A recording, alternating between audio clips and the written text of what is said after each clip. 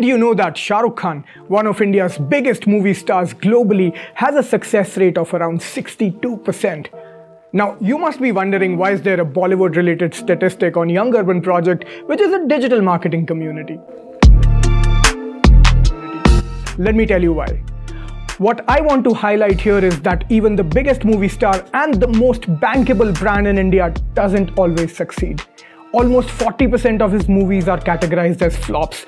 He and other people work really hard for years for a single movie, have huge expectations from them, and the movies still don't perform.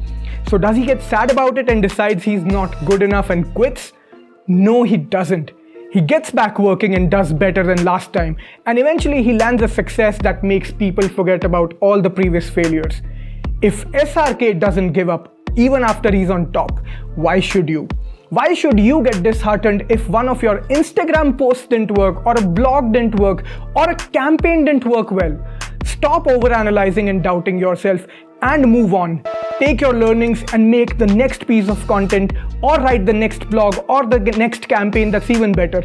Keep doing it until you have a super hit on your hands. Most things in life, including content creation, are a function of perseverance and consistency. If you can stay in the game long enough, you have an insane chance of success.